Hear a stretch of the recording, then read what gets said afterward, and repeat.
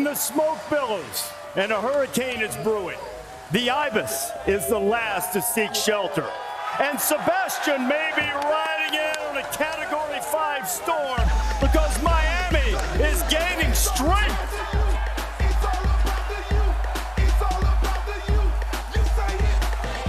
It is all about the U. Uncle Luke with the soundtrack, and this feels like Uncle Luke's cane, a live crew fixated on a return to the top. And that path takes them straight into an old rival, where the Gators, they've been staying them up at the gates of hell, but they won't back down. But hey, baby, there ain't no easy way out. The easy way is over for a lot of teams starting today. But here at the U, there's no guessing. The great ones spell it out for you who they are.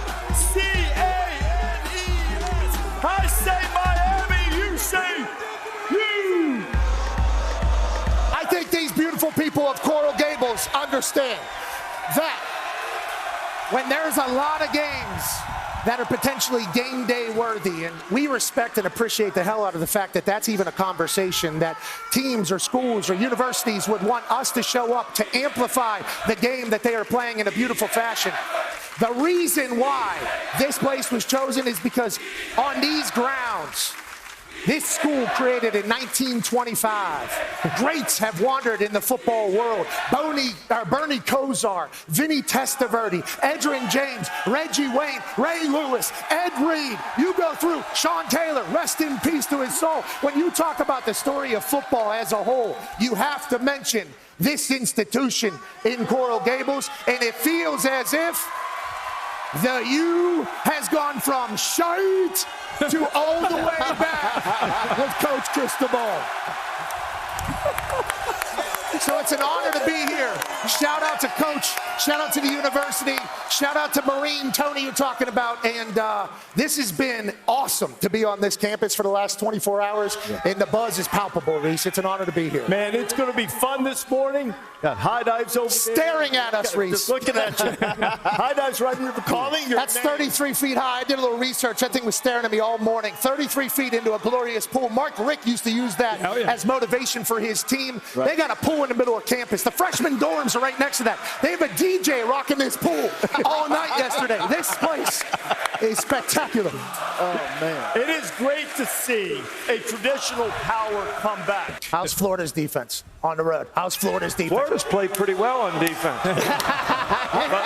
Are they going to play well tonight? But Miami's playing pretty well on defense, too.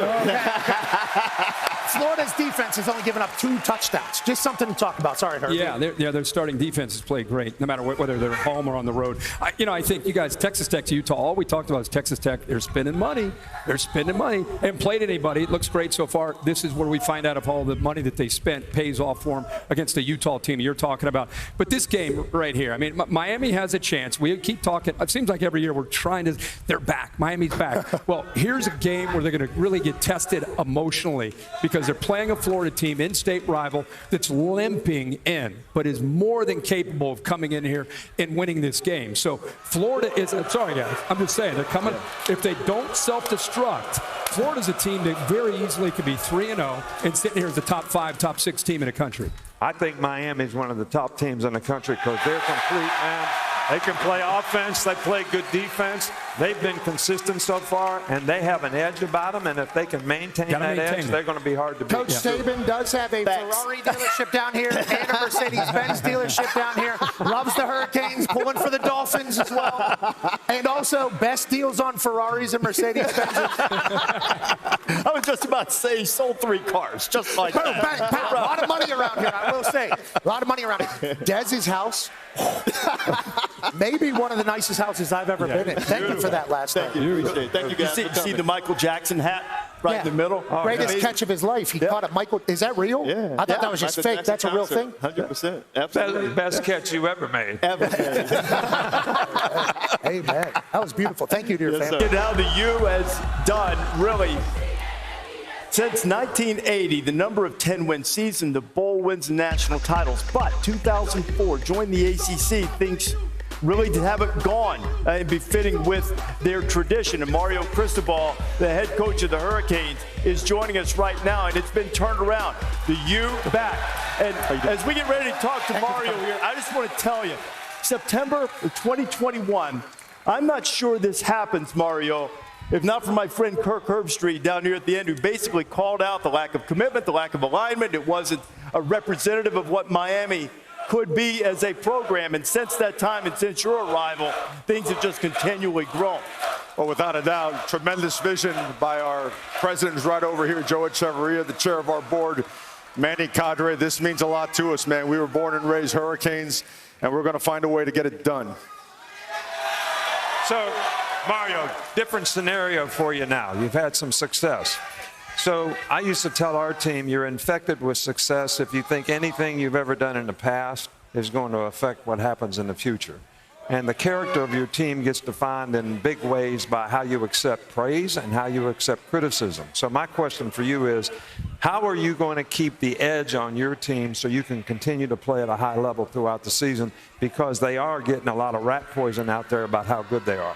Without a doubt, and I think, a page from your book, from back in our time at Alabama, is the fact that the intensity that's brought to practice just from the simplicity of watching the film shows a lot of areas where it requires us to get a hell of a lot better if we want to accomplish the things we want to accomplish. We are nowhere near where we want to be. We've had tremendous improvement, but brother, we got a long, long, long way to go, and we're going to find a way to get there. Yeah, it's early in the year. Obviously, the weather is like that because it's early in the year. It's as hot as hell down. Is this all year round? This is actually cooling down right now, and it'll probably remain like this for a couple, Desmond knows, but it needs to stay like this. This is good for us. Conditioning is a weapon if you use it the right way, so we love it. I love to hear that about your team. I also love the fact that we talked about a lot of quarterbacks that had high expectations coming into the season and haven't really played the best ball.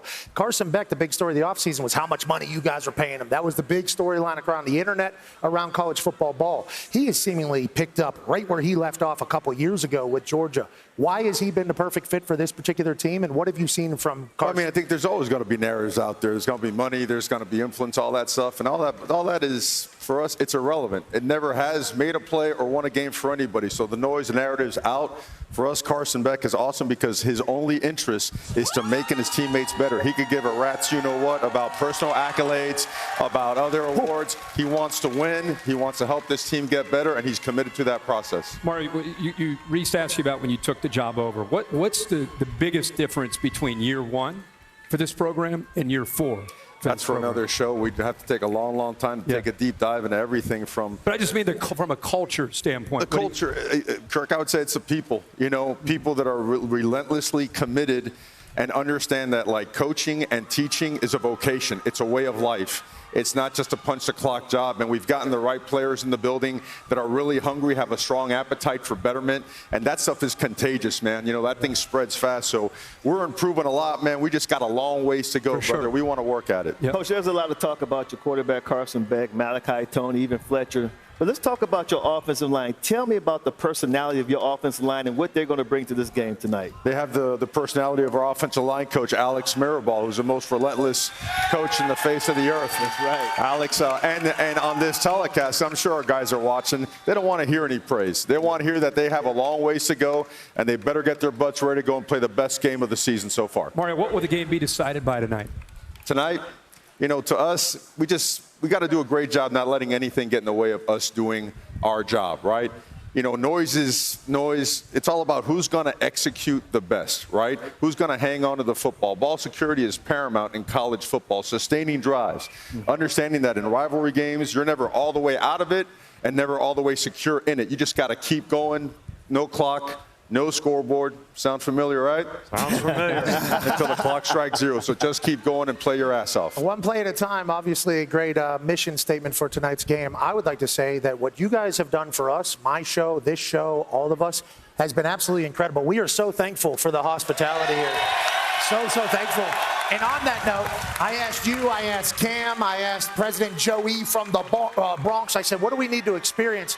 He said, and you told me, Need the coffee. So I think it's cafecito time. Cafecito time. Oh, cafecito time.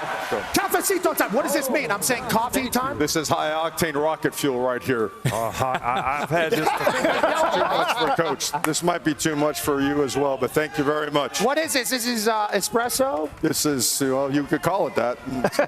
Cuban coffee. You want to give a toast? They got like a matcha flavor. I tell you, no. Here's something, Mario. As we have a toast, you said you wanted this place, Hard Rock, to be an asylum tonight. What do they need? Can this fuel them up for an asylum?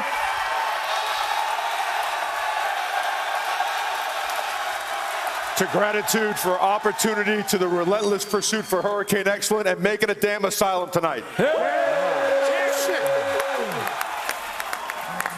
I got white pants. Hell yeah, an asylum tonight. Cafecito time. Hurricane football time. Kid was 24-3 at Georgia. Right. Seems to be a different guy, doesn't he, here at Miami? What have you seen? He's very comfortable. He's very confident. I think sometimes in the past, you know, the big thing you wanted to do was make him move his feet. That affected his accuracy. Now he's got better players around him here, and he's very comfortable in the pocket. He's very confident in what he's doing in the offense. And the guy plays smart. He's always well prepared, and he's making a lot of good decisions. I know the game last week, the opening drive really stood out to you. We're going to go back and take a look at this. Yeah, well, you know, right here, you can see he's reading to the left. They're playing man-free coverage, which means people are going to play outside technique. He's slot. That's his first read. The guy's outside. He comes right back, throws a strike to the dig, because you really want to hit the in-breaking routes when people are playing outside technique. Smart, effective, great execution. And to your point, Coach, look at the pocket and look how confident he is, able to work through from the left, come back and hit that crosser there for a nice first down. So now, go ahead. The other thing he's done a good job of is that's what we used to try to make him do when we played him when he was at Georgia and we were at Alabama. Make him move his feet. He's moving his feet better. He's staying on balance. The receiver does a great job of coming back to the ball here and makes a play that in the past was not something that he normally could do. Absolutely. Here's another, still on that opening drive. Now, to me, this just shows, you know, great tenacity as a quarterback and toughness. He's got somebody coming through the A-gap here that's scot-free. This is a tremendous throw. I mean, I call it a sail route, a 7 route by the slot. Yep. He's getting hit. He throws a strike, another explosive play. This is great execution by the receiver, but also shows a lot of tenacity by the quarterback. And that's how you win your offensive lineman and your teammates over, right? Take shots like that and deliver the ball downfield. No question. Still opening drive. All right, so he goes 5 for 5 in this opening drive, and they go right down and score. But you're going to see the same thing. Everybody playing outside technique, middle of the field safety. All right, he's going to check over here. He sees outside leverage. He's coming right back to the end cut. Guy runs a good route, makes a good throw. And Des would appreciate this, Coach. See his head working from the left to the right. With this safety, he's got to get that ball out on time or this receiver's in trouble. Good job of giving him a chance to catch the ball and protect himself there by getting it out early. But check out the pocket again. Yeah. No one anywhere near him. Yep. He's got plenty of time to read. You know, that lets a quarterback go through the process he needs to go through to make good decisions. Now, they're playing man-to-man again here. He runs a mesh route where they're running crossers, saying, you know, it's going to be tough for you to stay across and maybe get picked. Again, clean pocket, changes his arm angle a little bit here to get it around the defensive end, but very accurate. 5 for 5, opening drive, score a touchdown. This does so much for the confidence of the entire team when you go out and execute like this in the beginning of the game. Coach, I know you appreciate this. Watch him look. He looks here at this guy that's motioning. He wants the slant potentially. Watch his eyes come left. Now he looks, gives it a little pump, but realizes this safety's a problem.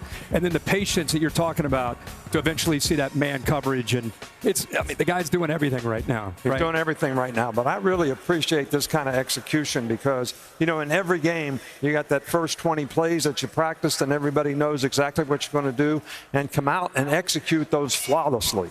You know, it really speaks volume of the preparation that the quarterback has, but the entire team has to go out and make it happen. Great stuff. The only thing I would say is this is going to be different tonight. Even with the Florida injuries up front, it's a different battle, wouldn't you say, at the line of scrimmage tonight against the Gators? Yeah, I think Florida has the best roster they've had since Billy's been there. They've had some tough times at the quarterback position, but with turnovers and so forth, But this is a very good defensive team.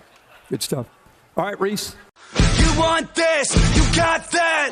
No way, watch them walk right past you. Run fast while you have the chance. Don't speak loud.